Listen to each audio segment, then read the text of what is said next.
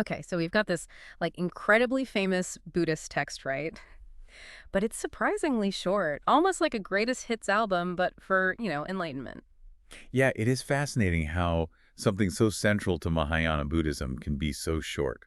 Cuts Mhm. right to the chase. Totally. And speaking of getting to the heart of the matter, did you know this text wasn't always called the Heart Sutra? Early on, it was known as the Prajnaparamita Hridaya Dharani. That's right. Makes you wonder why the name shifted. It does, doesn't it? The name Heart Sutra really only emerged later, and I think it kind of hints at the text's role. It's like a distillation of this much, much larger body of literature, the Prajnaparamita literature. So it's like someone went through those massive volumes of the Prajnaparita and just extracted like the absolute essence, the Cliff Notes version of profound wisdom. Yeah, precisely, like key takeaways. And they weren't just sort of random ideas. They were very much direct responses to some of the very structured, very detailed teachings that were popular in early Buddhism, especially the Abhidharma teachings. Okay, so we've got two approaches here. It's like comparing a detailed map to a bolt of lightning.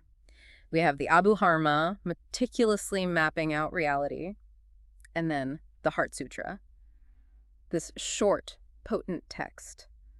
What's the story there? Well, it really gets into this tension between, I think, knowledge and wisdom. The Abhidharma is all about categorization, analysis. It wants to dissect reality into its tiniest pieces. The Heart Sutra comes in and says, hold on a second, let's look at this from a whole new perspective. Okay, so instead of memorizing the map, the Heart Sutra is more about what? Like, what's the new perspective it's offering? It's a fundamental shift, I think, in how we view reality, our sense of self, and even, the very nature of knowledge itself. Which makes it even wilder that the Heart Sutra's teaching comes from Avalokiteshvara.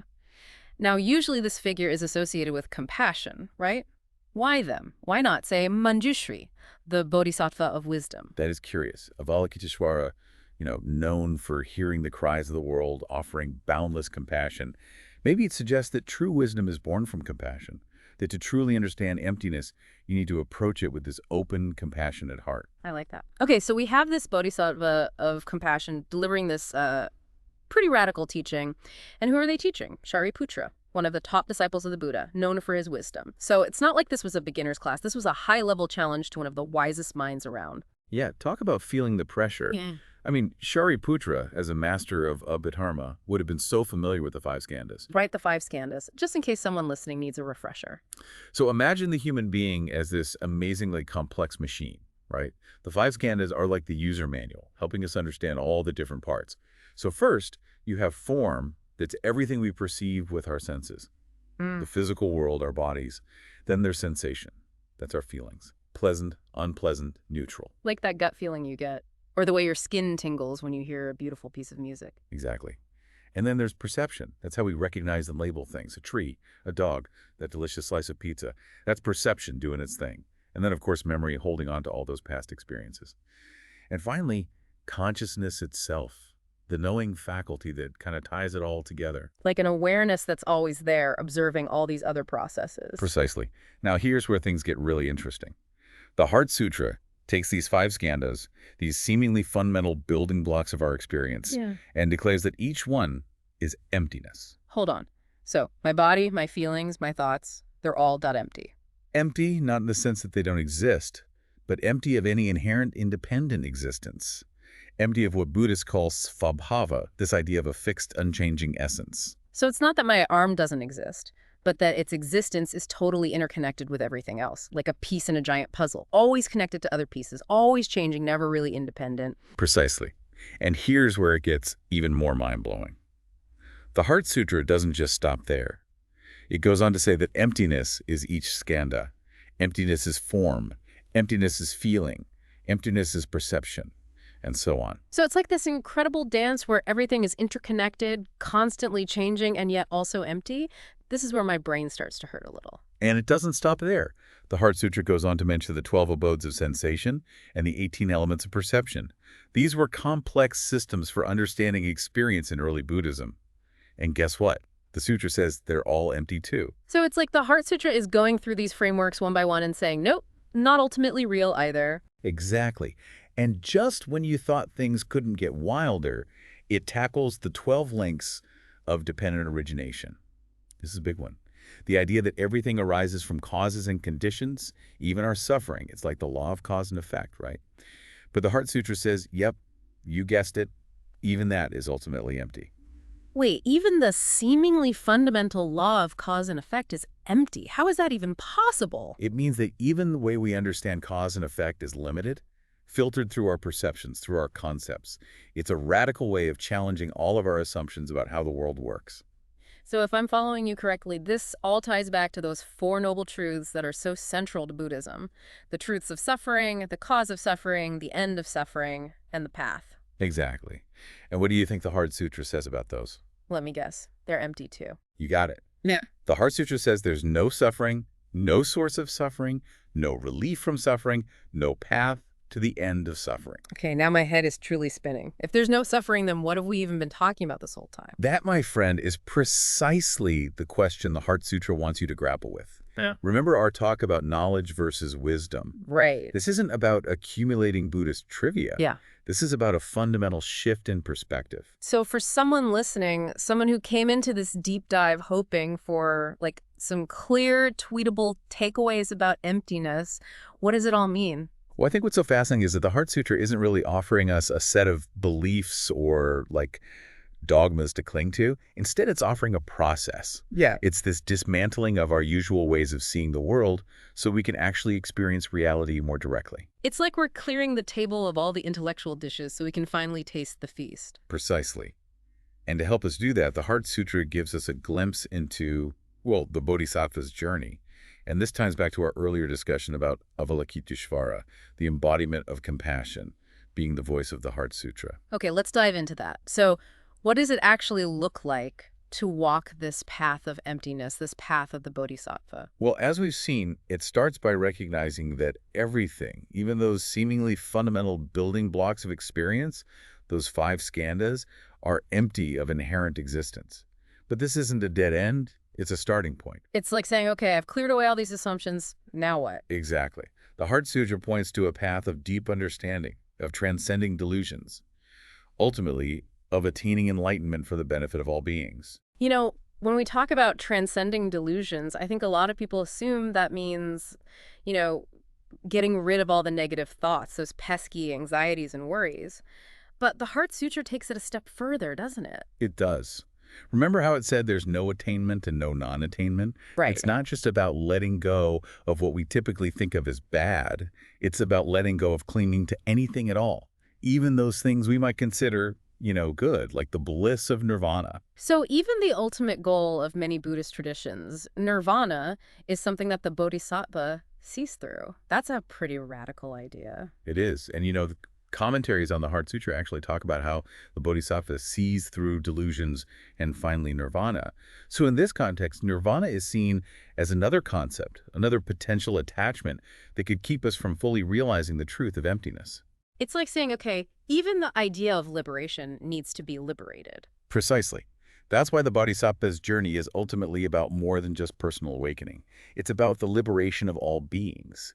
And, the Heart Sutra describes how all Buddhas, past, present, and future, have attained enlightenment by relying on this wisdom of prajnaparamita. So it's not just about like me, me, me. It's about recognizing that my own liberation is totally bound up with the liberation of everyone else.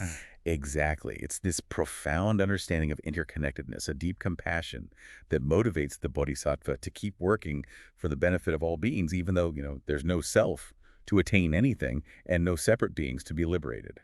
There's that mind-bending paradox again, and this is where the Heart Sutra's famous mantra comes in, right? This potent expression of prajnaparamita. You got it. The mantra is often seen as like a distillation of the entire teaching, a powerful reminder of this wisdom of prajnaparamita. We won't translate it here because, it's more than just words, right? Right. But I did want to touch on this idea of gurani that comes up in relation to the mantra. Earlier, we mentioned the Heart Sutra's original title, the Prajnaparamita Dharani. What does that actually mean? Yeah, that's important. Dharani is like a powerful seed of wisdom.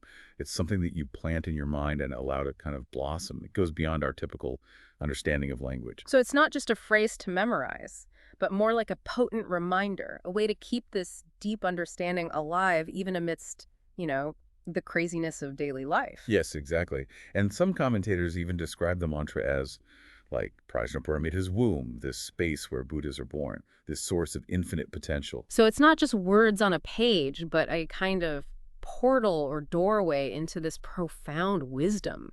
That's one way to think about it. And, this kind of brings us back to the beginning of our deep dive, to that contrast between the Abhidharma and the Heart Sutra. Right. The Abhidharma, with its focus on analysis, categorization, breaking things down into smaller and smaller parts. Yes, like creating this really elaborate, intricately detailed map of reality. And then we have the Heart Sutra, which seems to say maps can be useful, but don't mistake the map for the actual territory. Yeah, exactly. Don't get so caught up in the details that you miss the big picture, that vast, interconnected reality that we've been exploring. Exactly. And, this isn't just some ancient debate. I mean, think about our modern desire to categorize and analyze everything. We've got algorithms, data analysis, personality tests. It's like our whole world is turning into one giant Abhidharma. It's true. We're so busy labeling and defining, trying to fit everything into these neat little boxes. Does that make us lose sight of the mystery, the interconnectedness that the Heart Sutra keeps pointing to? That's a great question. And it leads us to an important point. The source material we're looking at doesn't just offer one single interpretation of emptiness. So it's not about finding the right answer. Exactly. There are many shades of meaning, different ways to approach this really profound concept, which is why it's so important for each person to find what resonates for them. I like that. It's less about memorizing definitions and more about this ongoing exploration of emptiness, letting these teachings challenge us, change us. Precisely. And this relates to another really crucial point about the Heart Sutra. Its connection to Prajnaparamita, often translated as wisdom, and the Dharmakaya, the body of reality. These concepts can seem very abstract, but they have profound implications for how we understand ourselves and the world. Okay, before we get too far into that, can you remind us about Prajnaparamita again? We've been throwing that word around, and it seems really central to the Heart Sutra. Absolutely. In the simplest terms, Prajnaparamita is often translated as perfect wisdom, but it's not just any kind of wisdom. It's the wisdom that arises from recognizing emptiness, the interconnected nature of all things. It's the wisdom that liberates us from suffering. So it's the wisdom that the Heart Sutra is trying to point us toward, the wisdom that allows us to see through our illusions and connect with reality as it truly is. Exactly. And this brings us to the Dharmakaya, the body of reality. It's the ultimate reality of all things, the ground of being from which everything arises. Okay, so how does this relate to the Heart Sutra and Prajnaparamita? It seems like a whole other deep dive. It is connected. The commentaries on the Heart Sutra actually link Prajnaparamita to the Dharmakaya. They suggest that Prajnaparamita, this wisdom of emptiness, is not separate from the very fabric of reality itself. So when we cultivate Prajnaparamita, when we realize the truth of emptiness, we're not just like having a nice intellectual experience, we're connecting with the very essence of reality. Exactly. And this connection between Prajnaparamita and the Dharmakaya, it has really profound implications for the Bodhisattva's path. Okay, let's unpack that. How does this relate back to the Bodhisattva's journey, to this path of compassion and liberation? Well, remember how the Heart Sutra really emphasizes that the Bodhisattva's journey isn't just about, personal enlightenment. It's about recognizing that our own liberation is bound up with the liberation of all beings. Right, that deep sense of interconnectedness, of compassion. But how does that connect to Prajnaparamita being linked to the Dharmakaya, to like the very fabric of reality? Well, if the Bodhisattva's goal is to help all beings realize enlightenment, and enlightenment means realizing this fundamental emptiness, this Dharmakaya. Then they're not just teaching a bunch of ideas, they're helping others connect with the very ground of existence, that interconnected reality that's always already present. Exactly. And remember that image from the commentaries we talked about? The one that compares the five skandhas to a banyan tree. Oh, right. With its massive interconnected roots supporting this like sprawling canopy, such a vivid image.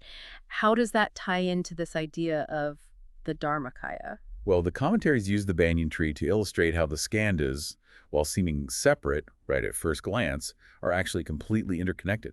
Just like those roots, they all arise from the same source, that ground of emptiness, which is another way of talking about the Dharmakaya. So it's not that our experiences, our thoughts and feelings, even our sense of self are illusions. It's that we misunderstand their true nature, their interconnectedness, their lack of independent, solid existence. Precisely. And this whole discussion about emptiness and the Dharmakaya, This wasn't just a theoretical exercise for the early Buddhists. The Heart Sutra directly challenged other schools of thought, particularly the Sarvastivadins. Those were the folks who really believed in the self-existence, the svabhava of dharmas, Well, right? Essentially the opposite view of what we're talking about with the Heart Sutra. exactly. The Sarvastivadins believed that these dharmas, these building blocks of reality, have their own inherent independent existence. The Heart Sutra comes in and says, nope, everything is empty of that kind of fixed, unchanging essence. It's a pretty radical idea, even today. Because how often do we get caught up in our own fixed ideas, our really rigid beliefs about how things should be? We create these stories in our heads and we totally mistake them for reality. All the time. And that's what makes the Heart Sutra so relevant, even now. Yeah. It's this gentle reminder that everything is impermanent, interconnected, and ultimately empty of that kind of rigid self-existence we tend to cling to. It's like a call to loosen our grip, to open ourselves up to the mystery of it all. It makes you think, in a world that often values certainty and control above all else, maybe embracing emptiness is the most radical act of all. It truly is. And as you continue to explore the Heart Sutra, and Buddhist thought more broadly, you'll find that there isn't just one interpretation of emptiness. There are many shades of meaning, different ways to approach this really profound concept. That's actually really freeing. It's not about finding the right answer or becoming like a Heart Sutra scholar. It's about staying curious, exploring these different perspectives, and finding what resonates most deeply with you. Exactly. What sparks your curiosity? What challenges your assumptions? What really opens your heart? That's the real journey the Heart Sutra invites us on. Because at the end of the day, it's not about accumulating knowledge. It's about how this ancient wisdom can actually inform our lives, our relationships, our very way of being in the world. It's about cultivating that sense of wonder, a deep appreciation for the interconnectedness of everything. And hey, maybe even a little bit of that liberating laughter that comes from recognizing the absurdity of it all. The absurdity of chasing after things that are ultimately empty of inherent existence. Exactly. We get so caught up in the game, we forget it's just a game. The Heart Sutra helps us remember that, to find that place of freedom and joy, even amidst, all the ups and downs of life. That's beautifully said. And on that note, I think we've really reached the heart of the Heart Sutra for today. I think you're right. This has been an incredible journey, even if it did make my brain hurt a little bit at times. A little discomfort can be a good sign, a sign that our perspectives are shifting, that we're opening up to these new ways of seeing. To new ways of being. So to everyone listening, may this deep dive into the Heart Sutra inspire you to embrace the mystery, the interconnectedness, and that boundless potential of emptiness.